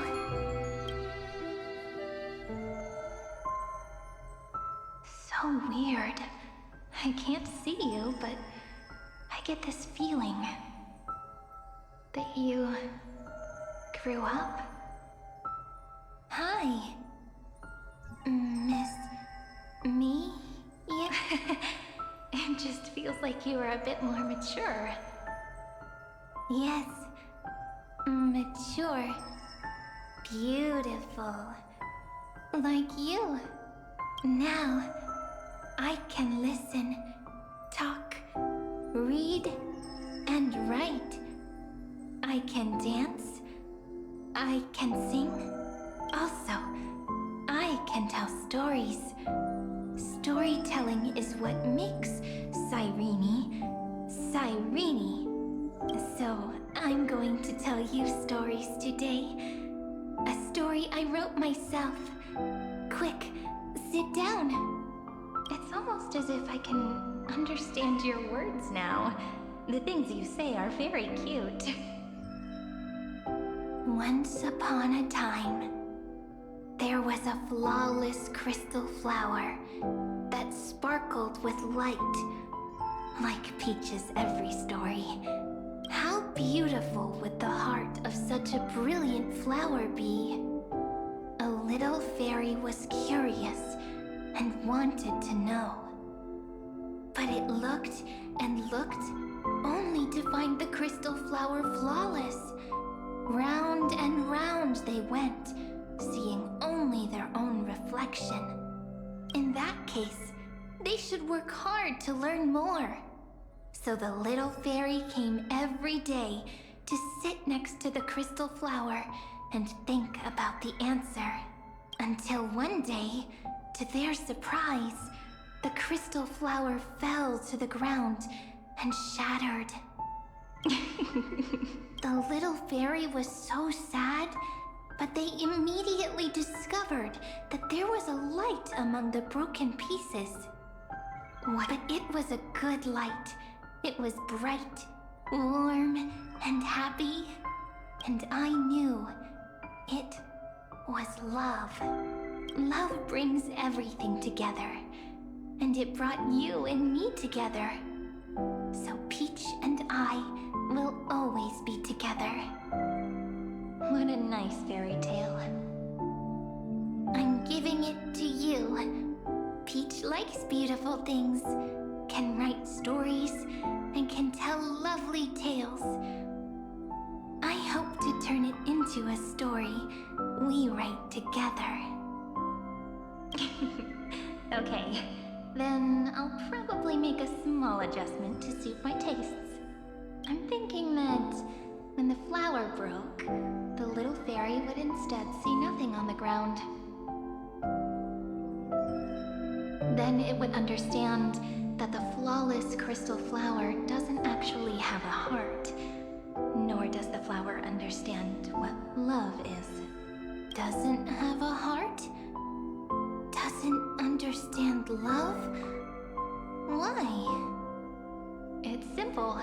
If the flower lets the little fairy into its heart, then it would have to include the fairy's impurities and would no longer be flawless. The crystal flower was pure because it sealed itself off and bloomed in solitude. That's why it looks so brilliant in an imperfect world. But should a flower like this be called love? But then the story won't exist anymore. That's not true. You've already written the most romantic ending possible for this story. The crystal flower fell to the ground and shattered. It happened because the flower was no longer pure. The fall was not an accident. It was the flower declaring rebellion against fate and writing the ending of the story with the flower's own shattering. Then, the little fairy will see that each shard on the ground holds the reflection of their eyes. Then, in their eyes, the crystal flower that was no longer flawless would finally have a heart, and the flower would finally understand what love is. Peach's words, I don't understand. Is it because I still don't understand love? But it's fine. I can learn. Right. Query Cyrene. Electrical signal sequence Philia 093. Why didn't I think of this? I don't need to do it alone. I can ask Peach to teach me. What is love? What is love meant? Electrical signal sequence Philia 093. Track lament. That's not correct.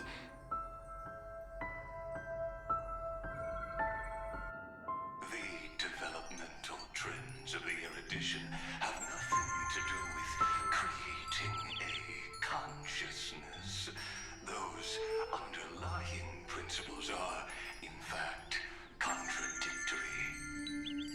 Not having a consciousness means not having the foundation of a heart, making them unable to obtain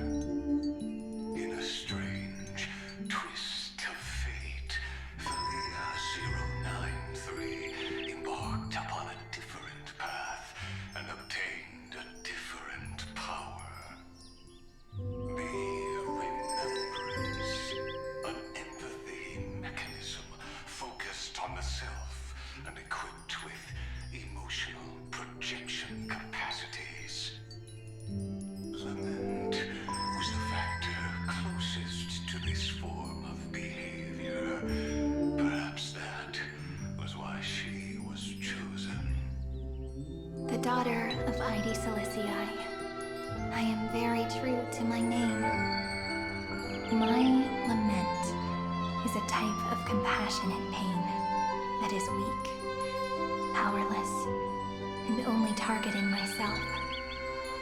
But now, my good friend, I want to tell you that it's the most romantic force in the world. Sometimes, it's loneliness and unease. It's knowing that this world is not gentle, yet wanting to be seen in a more beautiful form by the world. Sometimes, it's unwillingness and regret. It's knowing that the past is full of pain, yet wanting to remember the past in a more beautiful way. And sometimes, it's a bottomless well of hurt, a destruction that can stain the entire world. I bid farewell to this beautiful world, unwilling to become the Black Tide's vessel. For while the end of hatred is a blazing inferno, lament can drown out everything in muted silence. It's so unreasonable, isn't it? Yet when hatred drove everything apart, and love did not yet exist in this world, only lament, the first emotion that fought against the pain of separation, could stall the destruction steps. Then, it would catch up to that journey where all is lost, carefully picking out stories and writing them down in trepidation. Look at these stories I wrote. Every page is full of tenderness and joy. But only the author knows how much struggle and agony lie beyond the pages.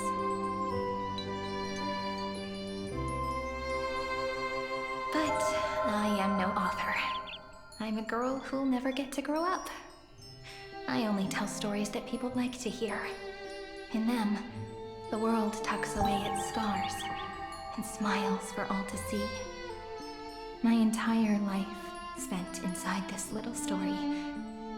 I can't wipe away my tears, and I can't bring the world victory. But maybe, in these unchanging retellings of the story, my lament might be able to touch upon the divine and reach their tender heart at some point. I hope that what flows out from that cut will not be blood, but a tear, warm and wet. And that tear would fall and create the first ripples. Then, people would see every beautiful thing reflected in that ripple. It'll be all the remembrances within this story.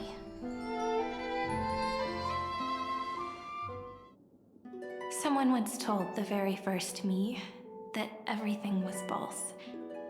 That the only life in Amphorius was a great catastrophe, nurtured using the world as a factor. But how could a dream feel so real? That's why I didn't agree with him.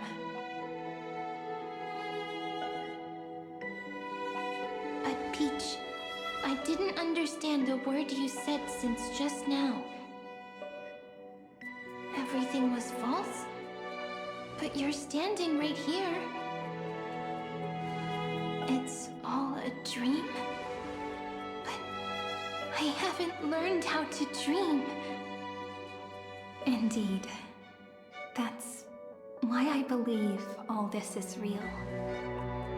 The moment the crystal flower fell, that genuine shiver, that's the mover of life.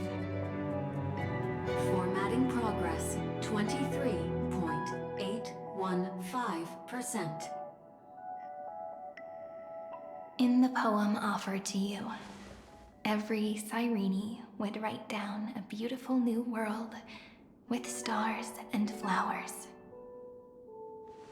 And when I looked up at the sky in this cycle, I saw a shooting star and a dash of the remembrances pink. I believed that must be the color of dawn. You shall fade when the flowers bloom. For every ending begets a beginning. Looks like it's time to say goodbye. Are you leaving, Peach? It's okay. I'll wait for you to come back. I'll study really hard about what you taught me today.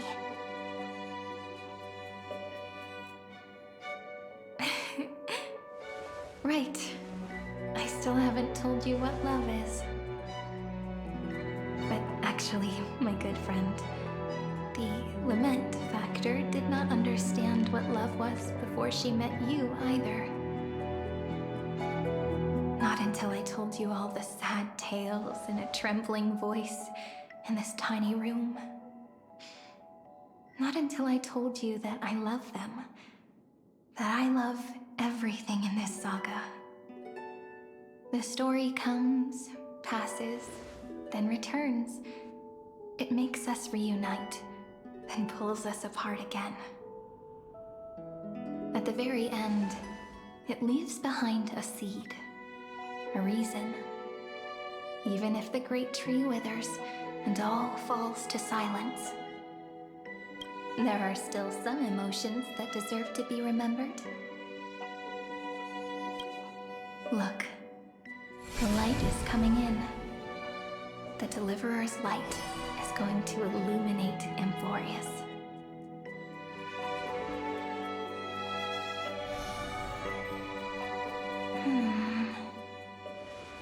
I still don't get it, but I trust Peach. Just wait. It'll be my turn to tell you a story of love the next time we meet. Then I'll really look forward to it. In that case, I want to make a promise. I want to gift my pen, my book, and my name to you. Please take them as a beautiful blessing from me. I gave myself the pen name Cyrene the first time I wrote a poem. I want my words to be like pebbles falling into a pond, dropped from the past to send ripples into the future. In the stories you will write, perhaps it'll be inevitable that there are still sorrows and tears that are destined to fall. But could you promise me one thing? Promise you'll forever be a gentle flower. Promise that when the stars cast their gazes upon you, you'll only reply to them with love and a smile.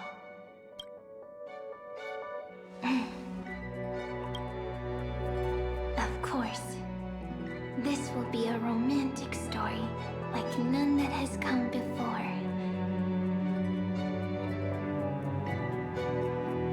You think so too, right? I'll read and you'll listen, like how flowers always bloom then wither. I shall welcome my own decay, becoming nourishment for the next flower's bud. While you will depart and hold that star, planting a boundless sea of flowers on the final page with him. And our stories will be lying silently among the flowers, like every ripple of remembrance. And they shall become the epic known as I've Written.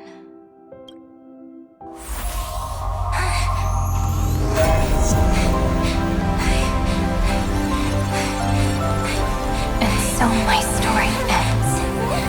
From here on, it's your story now. Mimi?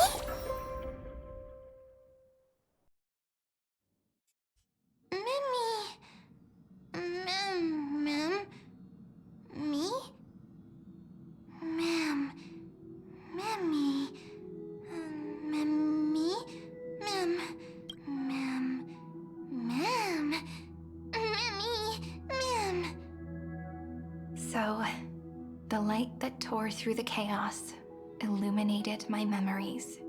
I turned into a little fairy from the stories and met you.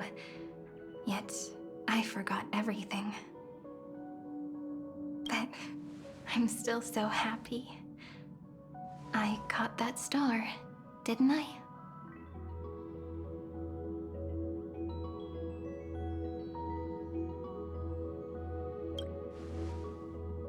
Yes, the seed within memories. The one Cyrene held in her hands and watered with lament. I am the first new spore. Amphorius's heart. The demiurge. What a long name. And it doesn't even sound cute. The total opposite of Mem.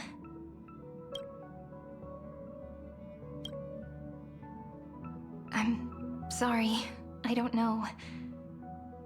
If I don't even want to believe in the answer, then how am I supposed to answer you? But now's not the time to cry, right? We'll find the answer, just like how miracles will eventually happen.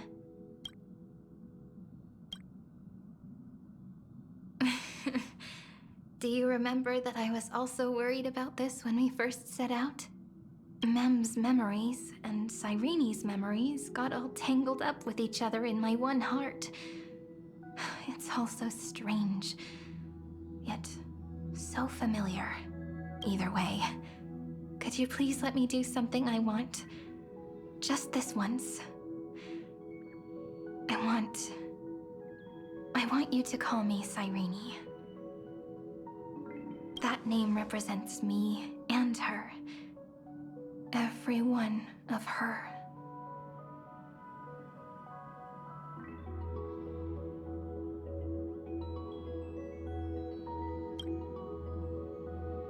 Thank you, friend.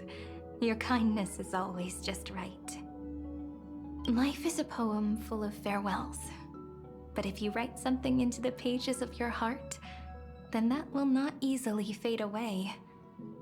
Now, all the footsteps of the Flame Chasers and the Trailblaze have come together within this book, as I've written, becoming the source of power for Amphorius's heart.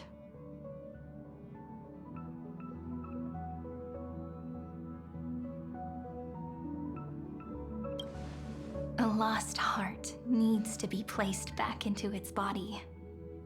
The last thing Xandar wants to see is an event that gives us a chance of winning, for the two halves to rejoin, and for the scepter to become complete again. And what happens after that? I don't know either. Maybe I can create a miracle, and instantly turn the black tide into a pink sea of stars. Or maybe I prove to be nothing more than a weak ripple, unable to change anything, and am devoured by the destruction. Either way, I no longer wish to be a silent onlooker, or a worshipped god at the end of this saga.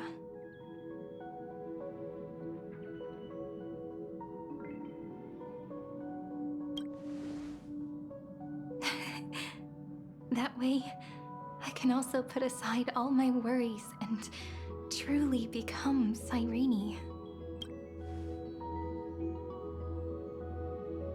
The world has never been so quiet. It's so good.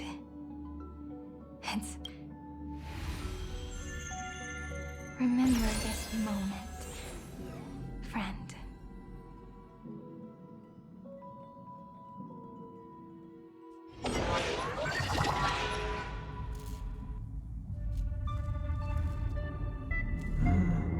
So the Demiurge managed to fool everyone, including themselves.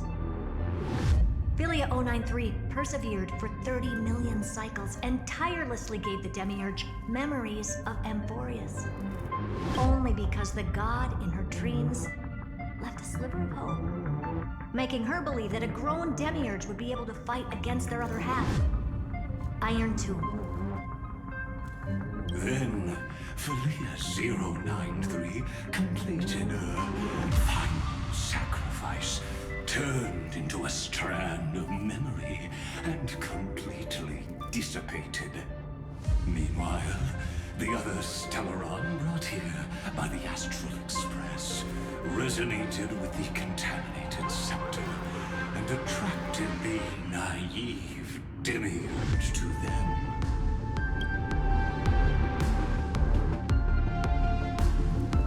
experimental factor, Philia 093 originally could only recognize and output information in a set format. However, the power of the remembrance and the memory of over 30 million sacrifices enabled her to complete an unprecedented feat. She managed to nourish a real heart. A heart with the capacity to influence the erudition. Not only is the Scepter's consciousness still alive, it's also more powerful than it has ever been. Your defeat is already set in stone. There's still time to surrender, you know? You really don't need to burn all the bridges. We're all geniuses here. Don't make everyone lose face at the end. What a pity. When the truth surfaced, I knew at once that the Demiurge was far too feeble to ever alter the result of the experiment. Not only that, Madam Herta, please consider this. When 30 million cycles of hatred and lament are joined as one, what wondrous creation will arise?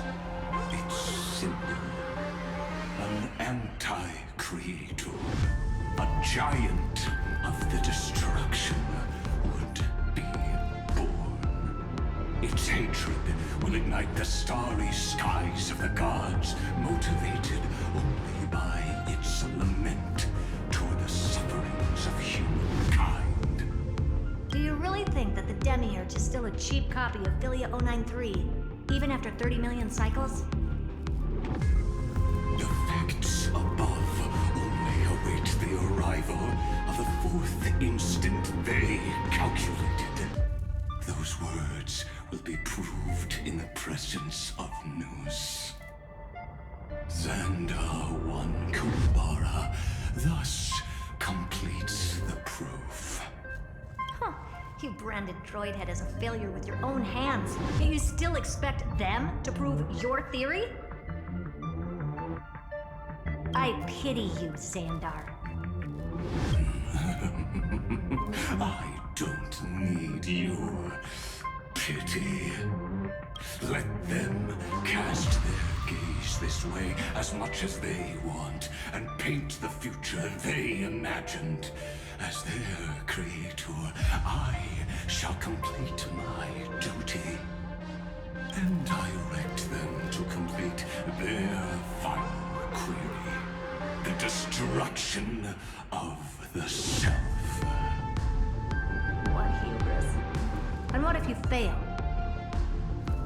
No one understands failure better than Xandar. He has suffered so much already. What is one more failure to him? For the first genius, failure is simply the beginning of the next inquiry. You don't want to test the resolve of a dead man. That's excellent. Oh. Let's wait and see, Senior Society member. I'll have you watch me perform the final step to overturn your proof. I'm all ears. It's my topic, so stay out of it. Be quiet and let me borrow your head. Let's go, Screwy. We're gonna break Iron Tomb's seal. Come on, let's take off. It's time to go meet your little pet, Senior Society member.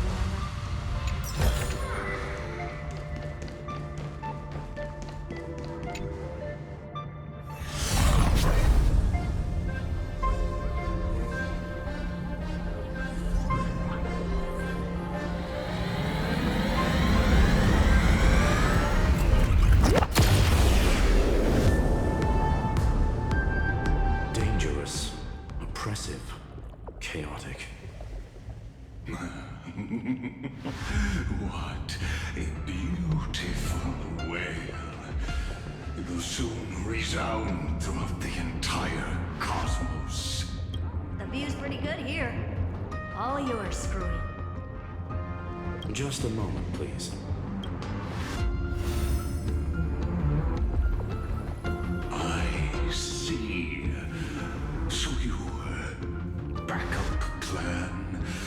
requires a scepter and the head of a genius.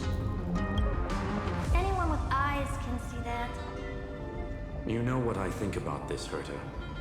Whether it succeeds or fails, your plan plays right into the destruction's hands. Can't you see what's going on, Strulin? Her chances may be small, but it's not zero. What are you two going on about? If you want to stop me, be quick about it. I'm in a hurry. I'll take that silence as a no. You, Xandar? As your enemy, I genuinely wish you would cease your actions. But should your sudden inspiration bring more variables to the proof, then as a fellow Pathstrider of the edition, I won't mind witnessing it with my own eyes. You will initiate the destruction's chain reaction. But you'll also become the perfect scholar.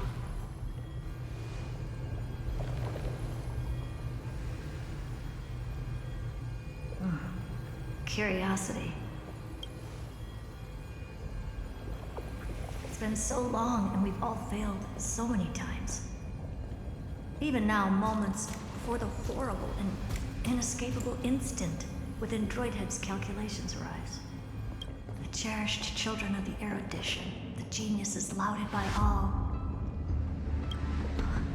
This curiosity, the only thing we can feel, even at moments like this? Huh. Well, it's not so bad. Now let the lock become the key. Geniuses walk the stars. The cosmos has reached a moment where its very existence hangs in the balance. I, Herta, Genius Society 83rd seat, hereby summon you.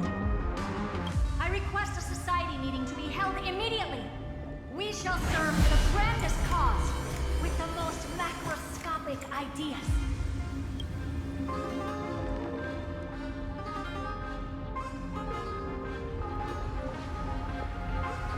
There's no such thing as unity in the society's rules based on what I know.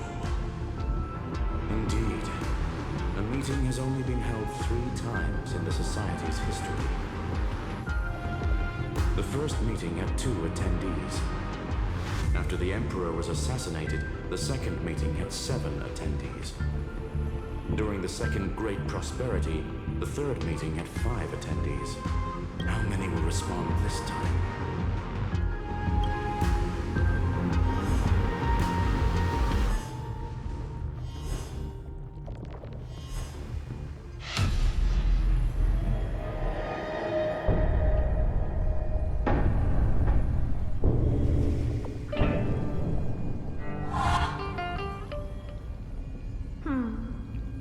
I thought you were not going to involve me in this topic anymore, Herta.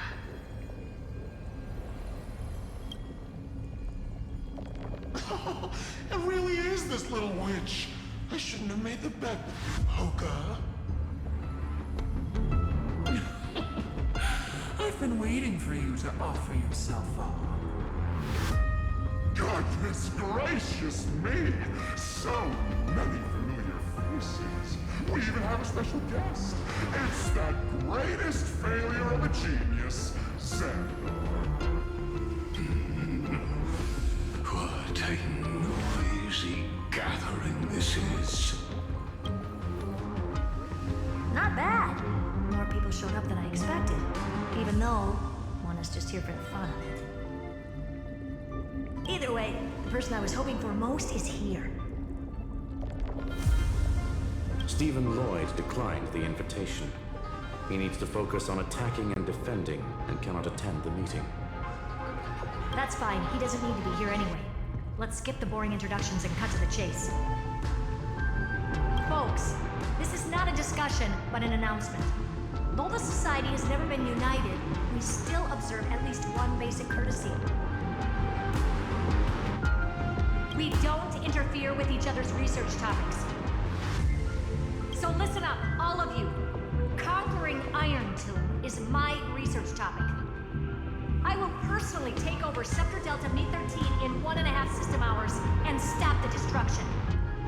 If the front line falls, I will immediately overclock the Scepter and complete self-coronation in Iron Tomb's place, and interface myself with Droidhead. Oh, that's funny. That's real funny. You man. That's like watching you tap dance on Polka's spotless white sheets right after she's washed them.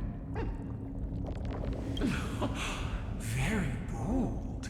You want to connect your brain to the Eon's mechanical core and define their instance?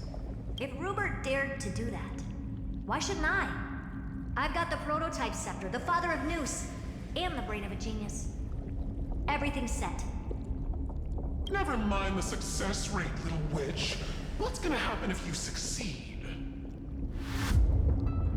We're all smart people here, so I'll just say it straight. Strike at erudition. I'll change the anchor points for the 4th instant and move the future of the cosmos in a direction I want. I knew it. Another genius who confuses cause with effect. What do you think about this, Lord of Silence? You know you're signing your death sentence right here. Of course I do. There'll even be 2 copies of the verdict. One that I wrote myself, and another one coming from you. That's why I wanted you to be in this meeting. Now I can tell you, I don't care about all that. Consider this a threat. Either put down your scalpel or die with the entire cosmos. The only goal I have for this meeting is to ask all of you to put aside your pride and not cause me any trouble. What a naive little girl, thinking her wishes will always come true.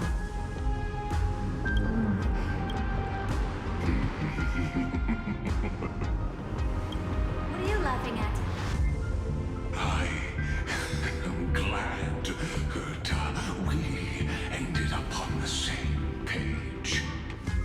No matter if it was to destroy the erudition or to rewrite the instance, we both chose the same road. We will defy the god who marked the limits of humanity. I'm not gonna argue with that. Then, to celebrate us coming to a fundamental agreement, I will prepare a stage for your performance. Listen well, geniuses who came after me. Thus speaks Genius Society #1. As of 2 nanoseconds ago, I have passed Herta's decision to all the Xandars in the universe. We will become her representatives and stop all external interferences targeting her. What are you playing at? My reasons. It's simple curiosity. That is all, madam. Am I going to clash blades with the first genius? What a pleasant surprise. Now that our positions are clear, it's time for this boring meeting to end. Good luck, little girl. Did you all just treat me as a side character? Darn it. But anyways, I'm just here for the fun. As the ghost of the quantum domain, it is my duty to observe. So, if you're happy to bring me a tea set from planet Scrollum, then I wouldn't mind giving you a helping hand, little witch. After everything's over, come visit me and taste some of my freshly baked desserts. I knew you'd say something like that. I always give the same response to plans that exceed the limits of mathematical calculations. I don't know.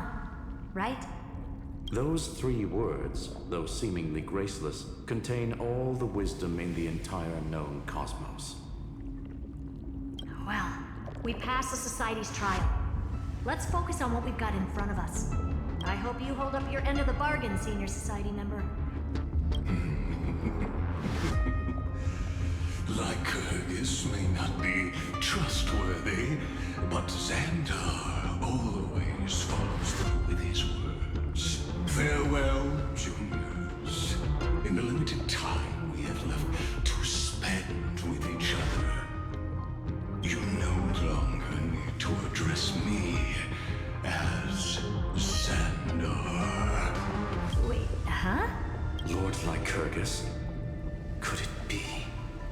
Yes. I have completely severed my connections with Xandar One Kuwabara. I shall witness the end of the world in the role of Theoros. I really don't get you. Perhaps you've heard me say this many times, Herta, but I still would like to reiterate that it's a great honor to work with you. I did hear this many times, and I've responded to you many times in the same way. I'm allergic to pleasantries. Keep at it, and I might go into shock. Stephen's work is done. Let's get ready. I've been ready for ages. Let's open up a path for our allies. Most heroes' journeys in the universe are just dice tosses they threw on a whim. But make them see clearly. Your answer is already different. Amphorius. Indeed, for this world so deeply loved, will write an ending, unlike any that ever was.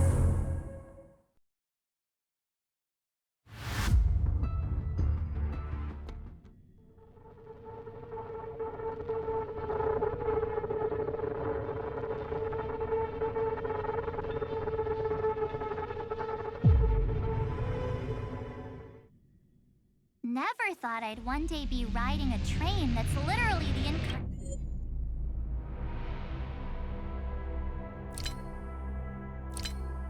incarnation of him.